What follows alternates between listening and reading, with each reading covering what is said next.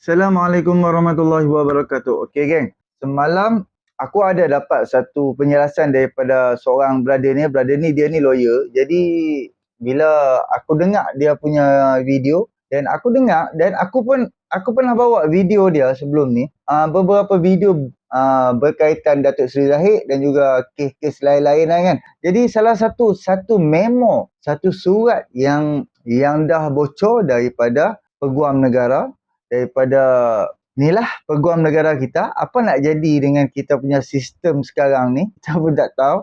So sama-sama kita dengar dan kita fikir berkaitan Datuk Seri Zahid Hamidi ya, kita ada kan, tak ada orang lain. Berkaitan Datuk Seri Zahid Hamidi, Timbalan Perdana Menteri hari ini, berkaitan kes dia, pertuduhan yang dikenakan kepada Datuk Seri Zahid Hamidi 87 kes tau.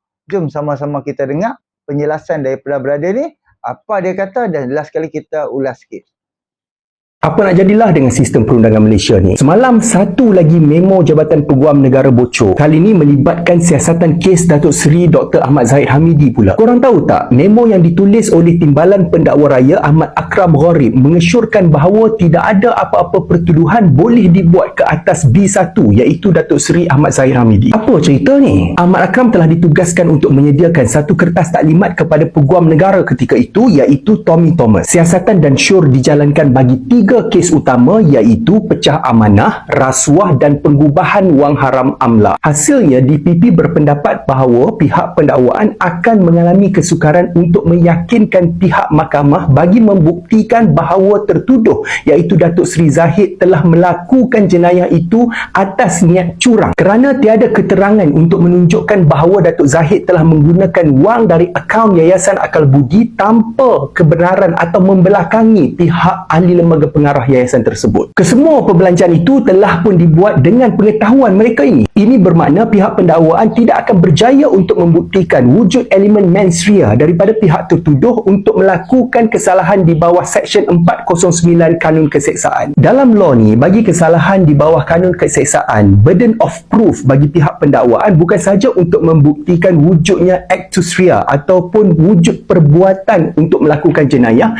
tetapi juga perlu untuk membuktikan elemen mens rea, iaitu intention ataupun niat untuk melakukan jenayah tersebut. Dalam kes Datuk Seri Zahid ini, DPP merasakan pihak pendakwaan tidak akan berjaya untuk membuktikan bahawa Datuk Seri Zahid mempunyai niat untuk melakukan jenayah tersebut. Apa lagi yang dia kata? Keterangan-keterangan yang ada, terutamanya keterangan-keterangan saksi juga, menunjukkan bahawa kesemua pembayaran yang dibuat melalui cek terhadap firma guaman Tetua Lewis & Co tidak bersangkut paut dan mempunyai kaitan dengan Datuk Seri Zahid. Ini tidak dapat membuktikan wujudnya elemen suapan. Jadi DPP beranggapan bahawa adalah sukar bagi pihak pendakwaan untuk mewujudkan unsur rasuah seperti mana yang diperlukan, elemen yang paling penting dalam pembuktian bagi kes di bawah Seksyen 16 Akta XPRM 2009. Bagi kes amla pula, segala keterangan-keterangan yang ada tidak cukup untuk membuktikan apa-apa kesalahan predikat ke atas Datuk Seri Zahid. Bagi DPP, beliau beranggapan bahawa pihak pendakwaan tidak akan berjaya untuk membuktikan bahawa wang yang masuk ke dalam akaun Ketuan Lewis & Co adalah wang hasil daripada aktiviti haram. Dengan itu, tidak ada apa-apa kesalahan pengubahan wang haram yang telah dilakukan oleh Datuk Seri Zahid. Ini semua apa yang Ahmad Akram Gharib katakan, iaitu DPP yang menyiasat kes terbabit. Bukan saya tahu, dia yang kata. Di akhir memo tersebut, beliau membuat kesimpulan dan syur bahawa tidak ada apa-apa kesalahan dan pertuduhan boleh dikenakan ke atas Datuk Seri Zahid. Menurut DPP, segala kenyataan-kenyataan yang ada tidak cukup untuk membuktikan wujudnya kesalahan-kesalahan di bawah Seksyen 409 Kanun Keseksaan,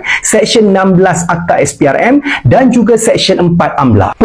Apa cerita ni weh? Memo tersebut bertarikh 17 Oktober 2018 dan Datuk Zahid pertama kali didakwa 2 hari selepas itu, iaitu pada 19 Oktober 2018. Takkan dalam tempoh 2 hari saja Peguam Negara Tommy Thomas boleh sediakan kertas siasatan yang lengkap, sedangkan DPP Akram kata tidak lengkap? Macam mana Tommy Thomas boleh teruskan pendakwaan? Siapa yang arahkan beliau? Kerajaan Malaysia masih berdiam dalam diri ni bila nak tubuhkan Suruhanjaya Siasatan Diraja RCI bagi menyiasat Tommy Thomas ke atas segala salah laku dan 2 memo yang bocor ini. Ini mustahak untuk mengembalikan keyakinan rakyat terhadap Jabatan Peguam Negara dan institusi perundangan negara. Come on, Kerajaan Madani, this is serious. So please take this seriously. Okey geng, cuba abang bayangkan bila aku dengar 2 hari dapat sediakan kertas siasatan, kan? Macam tak masuk akal geng.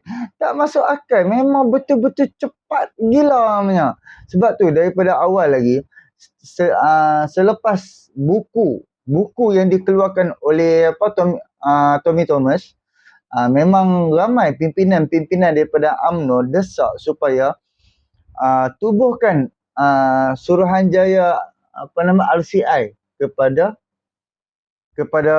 Tommy Thomas supaya siasat apa dia yang di sebalik tindakan dan juga pembuatan peguam negara ketika itu di bawah Tun Dr. Mahathir, iaitu Tommy Thomas.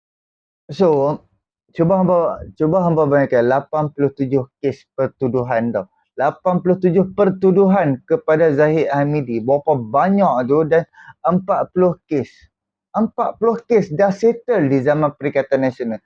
Sekarang baki lagi 47. Dan pelbagai kan kata ada memo bocor apa semua. Dan beberapa hari lepas video daripada sahabat tadi juga. Tapi aku tak boleh bawa video dia sebab video dia ada lagu. Aku tak dapat tunjukkan dekat hampa. So aku takut copyright. So tak apalah, nantilah kan, insyaAllah nanti kita akan bawa, kita akan cari, kita akan cuba edit video tu supaya lagu dia tu kita dapat buang dan suara dia saja kita dapat bawa. So dia menceritakan apa terhadap Najib, kes IPIC, kes tu juga. So ada orang tanya juga kan, kenapa sampai macam mana? Kenapa kes dekat Zahid Hamidi ni banyak? Walaupun di bawah UKSB kan, kes dia dulu mula-mula tu UKSB, kenapa POM 40 pertuduhan, dan sekarang ni macam di bawah Yayasan Akal Budi pun PAM ada 47 kan. So aku akan bawa balik video yang baru ni, aku dah bawa, aku akan bawa balik kenapa kes Zahid Hamidi ni banyak. Hanya di bawah satu je yayasan ataupun di bawah satu syarikat, tapi berlambak-lambak. Aku akan bawa balik dan kita nilai sendiri. Rasanya keterangan tu bukan untuk kes pecah mana, lebih kepada kes money laundering. Aku yakin ramai korang kat luar sana confused macam dia juga. Kejap aku explain. Okey, kita semua tahu kan Zahid Hamidi, Wajahid, apa macam-macam nama korang panggil dia, Ponorogo lah apa kan. Ada 47 pertuduhan. 47 ni tadi aku dah google. Mana tadi? Daripada 47 ni 12 ialah, tengok aku menghafal sangat. 12 ialah bawah, 12 pertuduhan ialah bawah kanun kesiasaan di pecah mana lah. Lepas tu ada 8 pertuduhan bawah atas SPRM, rasuah. Dan ada 27 kes lagi bawah AMLA, money laundering yang dia cakap. Yang Mamat ni komen dekat dalam kes yang Datuk K datang jadi saksi. Yang Datuk K datang jadi saksi tu kes Amada. Kes Amada bawah kanun kesiasaan pecah mana, tak ada kena-mengena dengan money laundering ni. Faham tak? Macam mana dia boleh confuse, dan ramai lagi orang kat luar sana mungkin confuse. Aku explain sekarang. Okey, semua orang tahu political prosecution yang dibuat ke atas Zahid Hamidi ni dibuat pada zaman Datuk jadi PM, Latifah Koya jadi Pesuruhjaya SPRM, Tommy Thomas jadi Peguam Negara. Kan? Ingat kan? So nampak tak macam mana dia main game ni, dan dia buat pertuduhan tu banyak-banyak supaya orang-orang macam kau, macam aku confuse. Kita semua confuse lah. Sebab kita bukan orang undang-undang, kita bukan orang pandai hal mahkamah ni apa semua kan. Alright. Jadi bila confuse, senang sahaja rakyat Malaysia ni nak buat kesimpulan, sebab kita biasa baca tajuk je. Jadi banyak sangat malah nak baca dia detail kan. So buat kesimpulan, Zahid ni macam kes dengan pening, ada ni penyamun. Itulah game strategi yang dibuat oleh Atok dan juga Bakau dan juga semua-semua yang sekatan dengannya untuk menjatuhkan, nak buat karakter assassination pada orang yang dia tak suka lah. Okey, contohnya. Dan ada juga kes kes pasal Amlah. Okey, kes pasal Amlah ni aku dapat apa yang aku faham lah.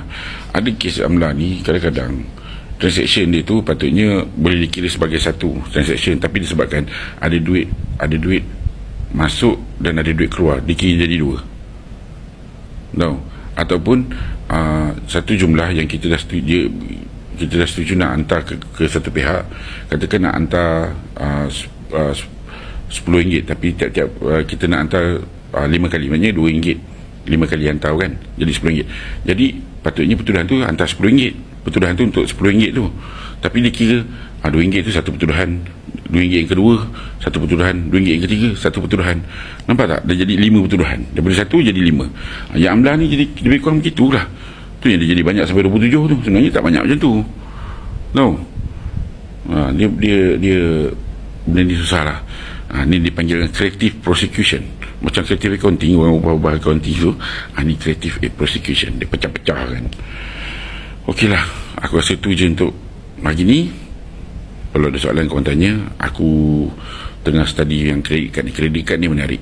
Sebab yang buat salah, yang dah mengaku salah ialah Meja Mazlina, tapi yang kena tuduh kat mahkamah Zahid Hamidi. This one memang menarik. Benda memang pelik. Okay, ciao. Okey geng. Ini aku punya penjelasan. Aku punya ni, aku daripada Pakatan Harapan, daripada Parti Keadilan Rakyat, bukannya simpati kepada Zahid, ataupun bukannya kami dah berfikiran disebabkan Zahid ni lah Anwar Ibrahim dapat jadi Perdana Menteri. Bukan disebabkan tu. Dulu sebelum ni Zahid Hamidi punya kes, betul aku cakap, sepanjang aku duk ambil tahu pasal politik, aku buat video, aku pun tak tahu setiap pertuduhan tu apa dia, kesalahan-kesalahan apa, aku tak tahu. Dan kita hanya tahu, dan kita hanya disetkan hanya dua aja, UKSB dengan Yayasan Akal Budi. Dan di setiap tu pun tak tahu apa dia, pertuduhan apa dia. Aku pun tak ambil tahu sebelum ni. Jadi sekarang ni apabila Zahid Hamidi berada di dalam perbicaraan, satu persatu dibicarakan. So satu persatu akan keluar kepada media dan ramai orang boleh buat respon, ramai orang boleh buat cerita. Macam mana? Disebabkan satu persatu kes dibicarakan, of course akan ada orang bentangkan, ada orang jelaskan apa yang berlaku daripada A sampai Z untuk satu kes. Dan setiap kes ni apa dia. Dan seperti mana tadi brother awal tadi cakap, dalam masa 2 hari boleh keluarkan kertas pertuduhan. Faham tak? Jadi sekarang ni bila macam satu persatu dibicarakan, kita ambil tahu, kita membaca sikit, kita dengar sikit penjelasan orang. So of course lah kita boleh berfikir. Dan aku dengar juga daripada Mahkamah Amin, kes yang Zahid Hamidi yang beberapa hari lepas dia pergi ke mahkamah. Dia lepas tu dia bawa saksi daripada imam masjid, duit tu apa yang dia buat, sumber dia tu daripada mana. Dan Datuk Kamal Amir sendiri dia cakap, kalau hampa perasan dekat YouTube, Datuk Kamal Amir, dia punya channel nama apa tu, dia dah buat singkatan. Jadi dia sendiri dia pernah tanya Zahid Hamidi waktu 2019 kata silap aku. Dia pernah tanya kepada Zahid Hamidi, mana mai duit tu banyak-banyak sangat? Duit tu banyak-banyak sangat? Dan penjelasan daripada Zahid Hamidi kepada Datuk Kamal ni, dia cakap sebelum tahun 2000, Zahid Hamidi ni kira orang yang duit banyak lah. Sebelum tahun 2000 ni Zahid Hamidi ni memang duit dah banyak, dan duit tu dia pergi letak, dia pergi melabur sana sini sebelum saham jatuh. Faham tak? Sebelum tahun 2000 saham kita tinggi, Dan aku ada tengok gak graf baru ni kan. Sebelum tahun 2000 graf memang saham-saham ni memang mahal-mahal gila, memang tinggi-tinggi. Tahu bila dah sampai dekat-dekat dengan tahun 1998 saham tu jatuh. Kan? Jadi sebelum jatuh tu Zahid Hamidi dia ambil duit, dia bawa balik ke dalam Malaysia. So dia manfaatkan duit tu, apa yang dia boleh laburkan dengan duit tu, duit itulah yang dia akan gunakan. Itu salah satu daripada sumber duit. Kan? Salah satu dengan gaji dia, dengan income dia, dengan pendapatan dia apa semua. Kan? Sebab pada akulah sebelum ni kita tak ambil tahu. Sekarang bila sikit-sikit setiap persoalan yang ditanya oleh hakim ataupun pendakwa raya, of course dia akan menjawab, dia akan bawa saksi. So dia dekat dekat mahkamah, depa akan bercakap kepada hakim dan media-media pun akan keluarkanlah setiap percakapan-percakapan tu. So barulah kita boleh tahu. So bila kita dah tahu, kalau kita hipokrit, kita tetap kita hentam, tak boleh juga. Of course lah, kita kena kongsi dan kita semua ni pakat nilai. Tu je. Kita pakat nilai. Memang salah satu jasa Zahid Hamidi lah punca Anwar Ibrahim dapat jadi Perdana Menteri. Salah satu punca disebabkan Zahid sebagai Presiden Parti, Presiden BN bersetuju untuk bentuk kerajaan bersama Anwar Ibrahim. So dapatlah Anwar Ibrahim dapat jadi Perdana Menteri. Tapi kita tahu Zahid Hamidi masih ada 47. So setiap perbicaraan tu kita kena ambil tahu dan kita kena dengar dan kita faham lah. Kan? Kalau tak faham, ulang balik sampai faham. Okey. Itulah sikit-sikit penjelasan aku. Seperti mana tadi brother last tadi cakap. Saja untuk nak macam mana? Untuk nak jatuhkan seseorang dengan memperbanyakkan pertuduhan. Dengan memperbanyakkan pertuduhan, of course, orang takkan baca setiap satu persatu kes tu. Orang akan baca tajuk aja.